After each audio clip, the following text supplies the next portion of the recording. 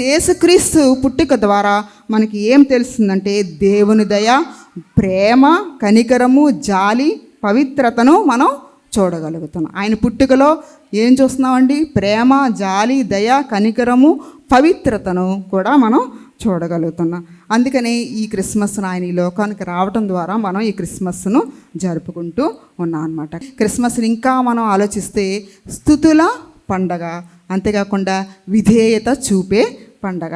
ఇందులో మనకి జన్మించడం ద్వారా క్రైస్తవ విశ్వాసులమైనటువంటి మనకు ఏం దొరికిందయ్యా అంటే ఐడెంటిటీ లభించిందండి. ఒక గుర్తింపు అనేది మనకి లభించింది క్రైస్తవ విశ్వాసులకు. అంతేకాకుండా ఈక్వాలిటీ, సమానత్వం అనేది మనకి లభించింది. అంతేకాకుండా ఒక గౌరవం అంటే డిగ్నిటీ మనకి లభించింది.